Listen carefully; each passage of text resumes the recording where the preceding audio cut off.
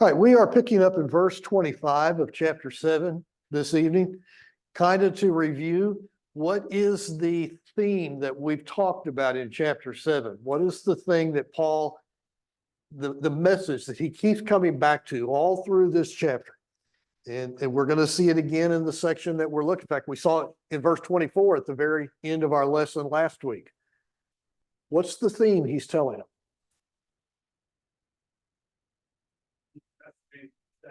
Yeah, you don't have to change your status.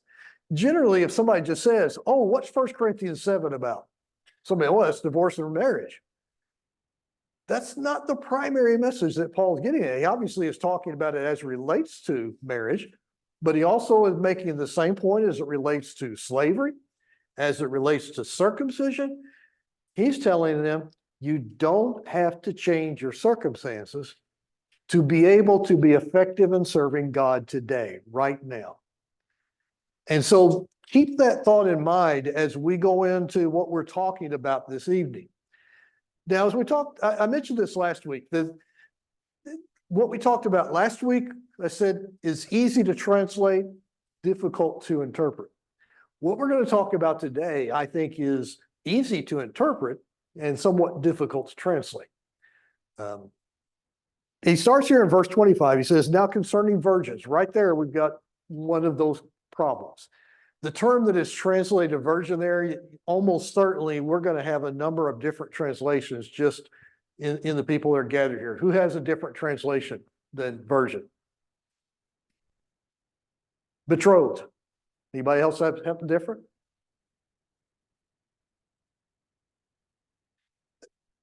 The idea that is captured by this, however it's literally translated, is someone who has never been married before. That's distinct from what he's talked about early in the chapter, those who are married. This is talking about someone who has not been married. So whether the English word virgin or whether betrothed or engaged or, there's some translations or some commentaries that talk about what they call spiritual marriage. This is essentially people who have chosen to live together in a celibate relationship. Whatever the accurate translation, the concept behind it is Paul is now dealing with people who have never made a commitment to be married to someone else.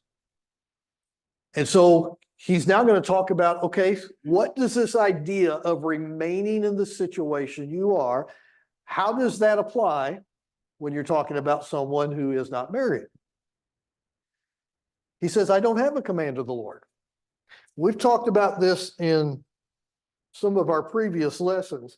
The fact that we have a distinction that Paul makes, really three distinctions, things that he says the Lord has said, things that he says, not the Lord, but I say. But now here in verse 25, he says, I don't have a command from the Lord, but he has what? He has an opinion. Well, generally, how do we treat people who have opinions? Yeah, they're like an opinion. It sort of, what do we think of them? If it's somebody we respect the opinion. If it's somebody we don't respect, we don't respect their opinion. But what's the very next thing that Paul says after he says, I have an opinion?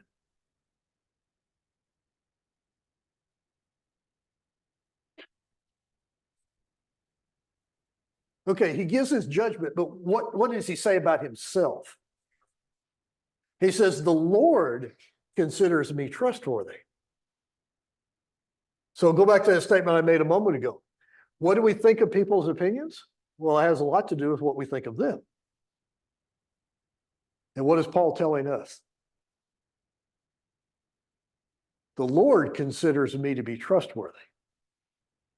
Now, what does that do with Paul's opinion? Yeah, it gives it credibility. I like that. I like that phrase. That is something that tells us we need to be listening to this. And I think that's exactly why Paul says this. It's not a command, but it is an opinion from someone that the Lord considers to be trustworthy. And if the Lord considers to be trustworthy, we need to consider him to be trustworthy. It's interesting, that word trustworthy. What's the basic root of that word?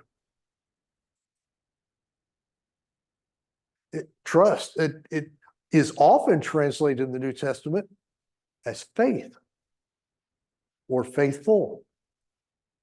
Context really determines, it's the exact same word. It's just translated based on the context. So essentially, Paul is saying, I am someone who is of faith, or I am considered by the Lord to be faithful. So when we look at his opinion, we need to give this a lot of credibility. So then we get into verse 26. He says, I think this is good. So this is what I think. My opinion is this is good. But then he goes off into a side question here. In view of the present distress. Again, we have a translation issue here. Does anybody have a different translation there? Mine says present distress.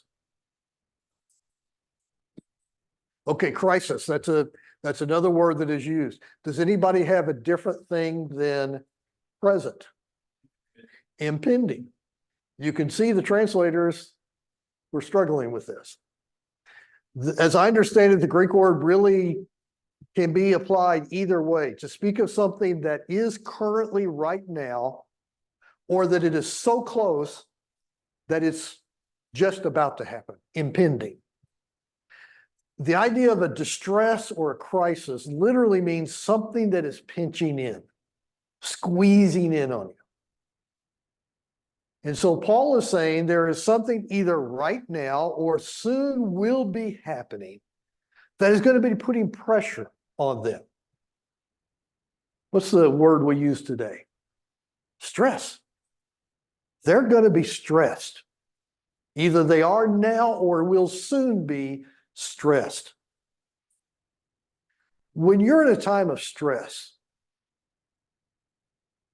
what happens to other things in your life at that point? What does it do to your thinking, the way that you live? It tends to push other things out, doesn't it? When you got that stress pushing in on you, it's hard to focus on other things. It's hard to think about other things. You're trying to deal with what that thing is that's pushing on me right now. And that's the thought we have to keep in mind. So when Paul says, I have an opinion, this is what I think is good in light of or in view of this pressure that either exists right now, the stress that exists right now, or is soon going to begin for you. So keep that in mind, that as we talk about what Paul says here, it's in view of that. But let me caution you. I know there are times when we look at things like that and we say, well, what Paul says here applied to Corinth at that time. And that's true. Does it apply to us at any time?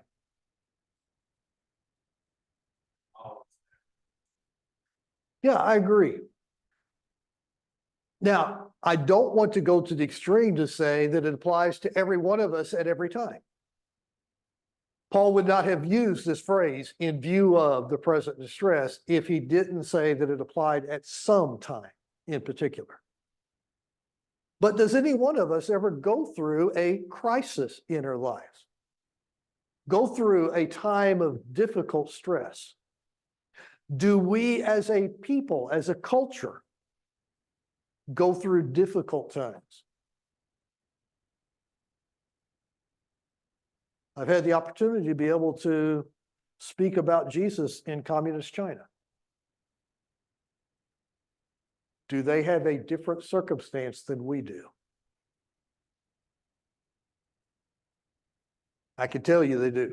In fact, the last time that I was there, we were actually interviewed by the federal religious police. And after we left the country, we know that the Chinese Christians were persecuted. We know that the male leader in the church there, the police came to his apartment and searched his apartment at least 3 times. Detained him, interviewed him a number of times, trying to find incriminating evidence. It scared him. First time he'd really ever been scared as a Christian. Even the female leader in the church there had also been, I think she was interviewed just 1 time. Could we say what Paul says here in view of this impending pressure could apply to them at that time? I know before I went that when some others had gone there were Chinese Christians that disappeared. The police came, they were never heard from again. We don't know what happened to them. What does that do to the other Chinese Christians to see that happen? When we look at what Paul says here, keep in mind that he's talking about a particular set of circumstances, but it's a particular set of circumstances that can and maybe will happen to us as Christians. What was it Paul said? All those who desire to live as a Christian will be what? Will be persecuted. So it's not a matter of when, or I shouldn't say it's not a matter of if, it's a matter of when. So when we look at what Paul's opinion is here, recognize that it's not universal for all people at all times, but it is something that all Christians need to consider at some time. So let's talk about now what was his opinion about what is good. Verse 26, here's our theme. It is good for a man to remain as he is. Again, what Dan said earlier, don't worry about trying to change your circumstances. So when you've got that pressure, you've got that stress, you've got that crisis, the answer to it is not find a way out. The answer is not try to run away from the crisis or run away from the pressure. The answer instead is seek how to serve God in that difficult, trying circumstance. So he talks about a number of questions here. Are you bound to a wife? Okay, if you're bound to a wife, what do? You don't run away from your marriage. Don't run away from your wife. He says, are you released from a wife? It doesn't mean that he's not saying you're divorced. He's saying, is it someone who has never married yet? In other words, you don't have a marriage bond. What does he say? Don't try to get married. Remain unmarried. He said in verse 28 to make sure they don't misunderstand him.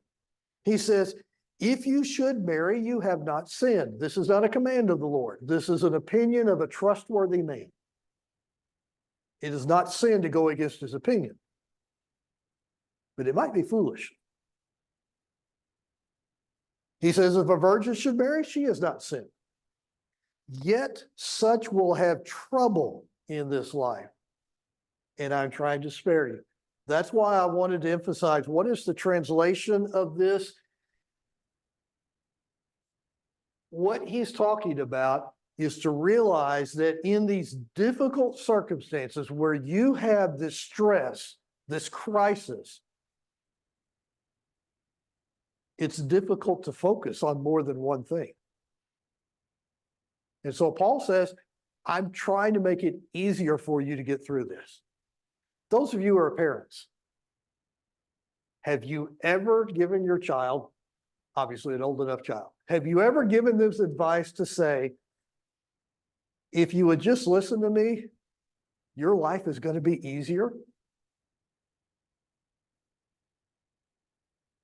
You got 2 kids. Given that advice twice. Now, that doesn't mean my advice was perfect, and maybe it wasn't the best advice to give.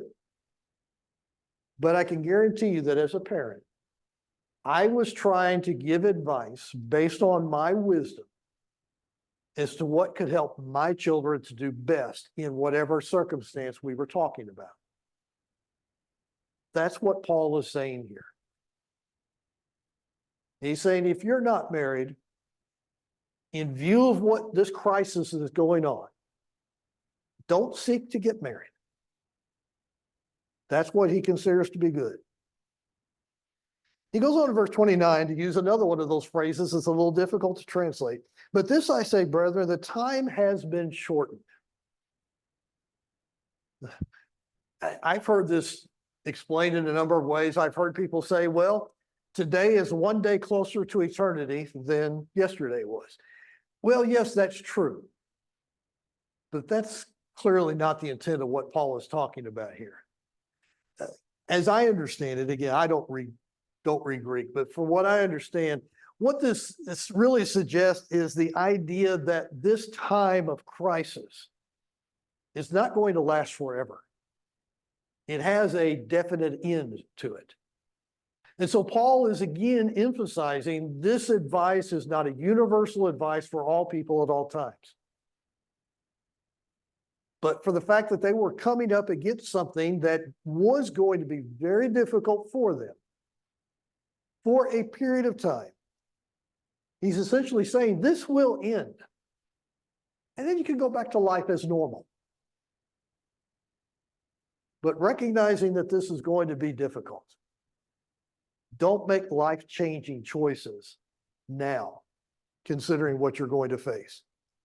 He says that so that from now on, both those who have wives should be as though they had none. Those who weep, as though they did not weep. Those who rejoice, as though they did not rejoice. Those who buy, as though they did not possess. The last phrase here, I think, helps to fully understand that. Those who use the world as though they did not make full use of it. What's the point that Paul is making with all of those statements, but I think wrapped up in that last one? This impending crisis. I kind of alluded to it when I told the story of the Chinese Christians. What could be the result of this crisis?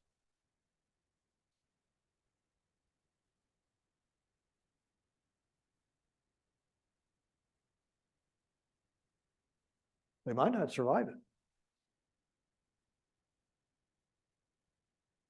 They may not live to see the end of the crisis.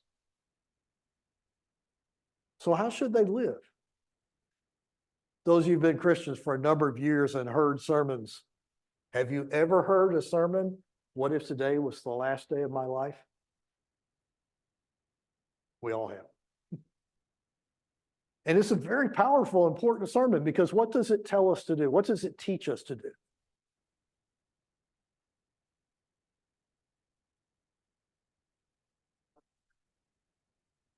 Yeah, it teaches us to not to be involved, to focus on things that don't matter beyond tomorrow. Instead, to be focused on the things that matter for eternity. I think that's the point that Paul is making here. Don't live as if your intention is to make full use of this world. Instead, in view of this distress, this crisis, this pinching in, what's the alternative? Well, what does he say in verse 32? I want you to be free of concern. Why? One who is unmarried is concerned about the things of the Lord. So Paul's essential advice here, going back to verse 25, really all the way up to this point, he's kind of gone through the entire path to bring us to recognize what is his goal. That's what I've got up here. What is his goal? What's he wanting to accomplish for them? He's going to say it again even more plainly later in the chapter. But what does he say here in verse 32? What's he want them? free from anxiety so that they can do what? Please the Lord. The goal is to please the Lord. And so that's why I asked the question, what happens during time of stress? How many things can you focus on? How can you multitask? Not very well, can you? And that's what Paul is saying. I don't want to cause trouble for you. I don't want to make this harder. I want you to recognize that's your number one goal. And so in difficult times, stressful times, don't take on things that will be a distraction, that will take away from what's already going to be pretty hard to deal with. That's what he wants them to understand. Notice what he says in verse 33. Here's kind of the opposite. One who is married is concerned about the things of the world, how he may please his wife. Is that sinful? Is that bad? Is that wrong? Of course not. But what Paul is saying is, if you are not married, in view of what's coming, don't take on an added burden. Don't add something else into your life to make it all that much more difficult. Verse 32 is also verse 29. Verse 29 says, the time is short, so that from now on, even those who have wives be as though they had none. You're like, what does that mean? He gets the explanation in 32, I think. He says, I want you to be without care. And then he explains what that has to do with it. When you have a wife, you care more about the world. But at this particular time, like verse 29, I want you to be like a man who doesn't have a wife. In other words, I want you to not care about the world in a way that's similar to the way an unmarried man doesn't care. Yeah, I appreciate that. That's a really good way of saying that. Thank you. That's his goal. He wants them to be able to please the Lord and to recognize that everything of this world, even marriage, has to be subservient to this. And that's in view of these difficult crises. Paul says, don't make it harder on yourself. That's what his wise advice for them is. Yes, sir.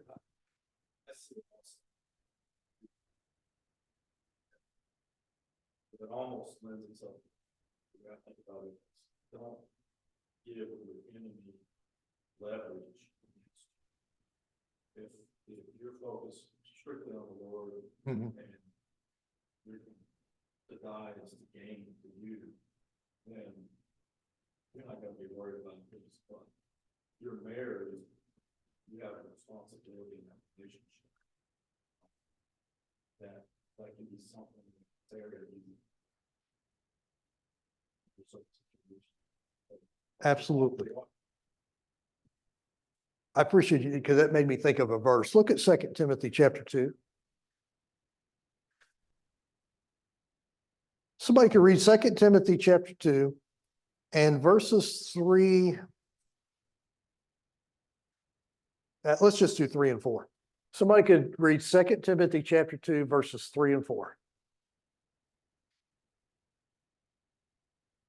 Sharing suffering as a good soldier of Christ Jesus. No soldier gets entangled in civilian pursuits, since his aim is to please the one who enlisted him. Same language. Exact same language. Don't get entangled in the things of the world so that you can please the one who enlisted you. That's exactly the point that Paul is talking about here in 1 Corinthians 7. So this is his opinion of one who is considered faithful. It goes on in verse 34, it talks about divided interest. And again, this just emphasizes the point that we're getting at. But I really want to notice verse 35, because this is where I think he nails down what his goal is. Look what he says here in verse 35. This I say for your own benefit. When Adam was teaching from the Old Testament, looking at the Pentateuch. That's the message that God kept giving to the people of Israel. He wasn't making laws and regulations just to make laws and regulations, as you sometimes think government does. Every aspect of what God gave to the people of Israel through Moses was for what purpose? Yeah, his glory, they're good. I like that, Dave. It was to help them. Everything was to help them. It was not a burden for them. It was good for them. That's exactly what Paul says here. I'm not trying to put a restraint or a burden on you. I'm trying to help you. And what is he trying to help them to do? The last part, to promote what is unseemly, what is seemly, and to secure undistracted devotion to the Lord. If there is nothing else you take away from chapter 7, let that last phrase be your takeaway. Devoted to undistracted devotion to the Lord.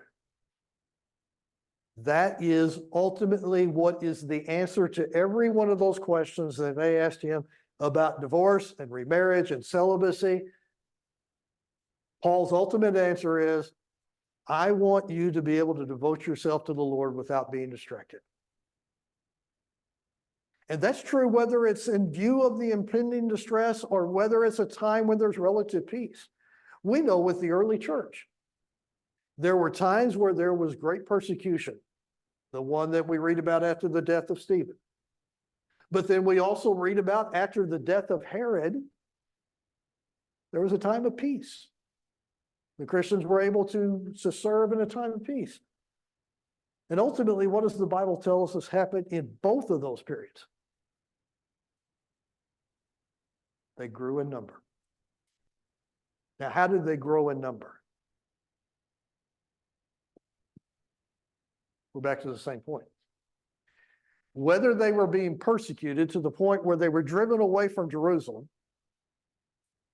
or whether they were in a time of peace where the enemies of God were stamped down for a little while, the result was God's people were devoted to pleasing the Lord without distraction. And the kingdom grew. That's a challenging thought for us. It's a challenging thought for us to recognize. What about my life?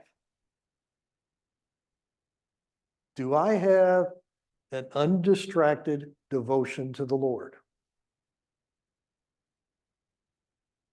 And if the answer is no, then we need to think about Paul's advice.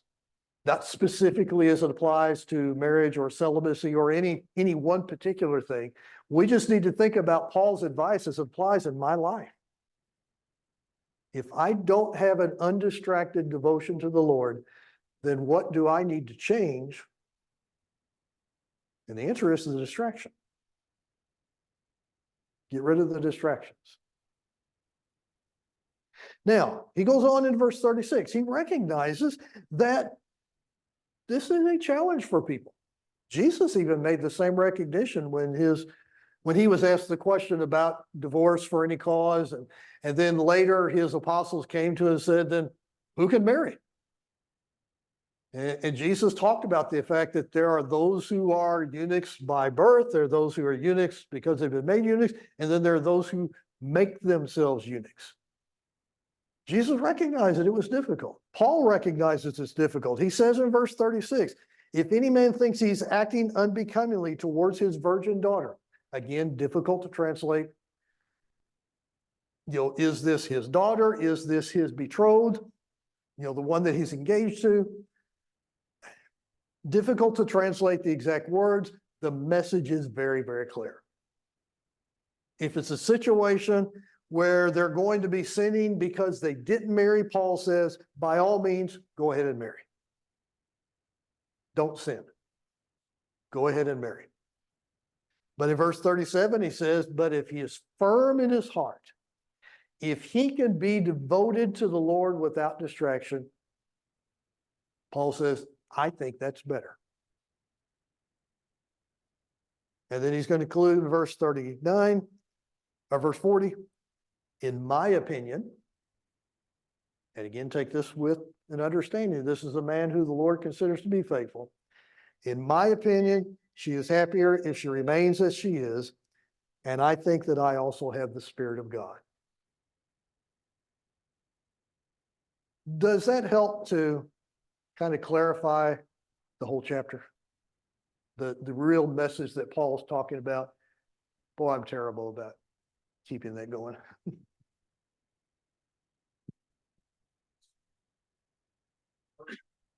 class, but it's also a little bit version from the central one of the chapter. I think all of these surprises that we're sitting here 2,000 years later.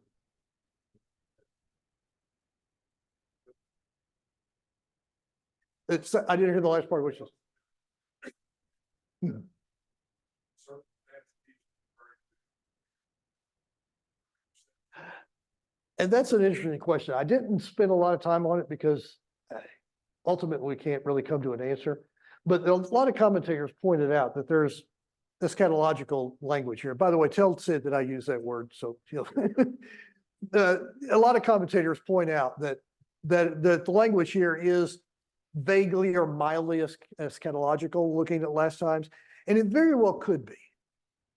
But I don't want to get hung up on whether we have to see that view, because whether the end was going to come, shortly after this time, or whether it comes 2,000 years later or another 2,000 years from now, the point that Paul was making did apply to them in their time period, because there was some sort of impending distress. Whether it was the destruction of Jerusalem, history tells us there was a severe famine in Corinth at this time. Whether it was the persecutions of Nero, we don't know specifically. He doesn't identify what it was. And I think that's God's wisdom that he doesn't. Because the message for us is to realize in times of our crisis, whether it be our individual crises or whether it be something that affects our culture, our church, our country, we need to recognize this message that Paul has given us is don't take on distractions. Instead, seek how you can serve the Lord where you are right now. And make sure that you have an undistracted devotion to the Lord. But thank you for bringing that up. That is an interesting consideration of the chapter. Anybody else with any thoughts or comments then about chapter 7? I meant to start with something Dempsey asked me to mention. Remember, he talked in Matthew 20 this past Sunday, the parable that's found there in Matthew 20 about the people going into the vineyard. And I talked with Dempsey about it afterward. He asked me to share that story with everybody. So we'll finish with this story. He talked about in his lesson the fact that what the men received at the end of the day is not a wage, it's a gift. And I think that's a very valid, very important point to make of that parable. There's another perspective I also want to share with you, and this is one that's very real life. One of our deacons in Paris, his father had a terminal lung disease, knew he wasn't going to live long, had never become a Christian. And Jeff was studying with his father, obviously wanting him to become a Christian before he left this life, and not making any progress until they came to that parable. And the reason is because his father knew he could never do enough to make up for his life. He wasn't going to live long enough in his mind to ever do enough to make up for his life. And it's when he studied that parable and realized that the people who were called at the 11th hour were given the same gift as those who started at the beginning of the day, that he realized, I don't have to be good enough. And about 2 months later, he died in the Lord. So it's a wonderful story, and just wanted to share that with you. All right, next week we'll pick up in chapter 8. And don't forget to pick up a copy of the questions if you don't mind before you leave tonight.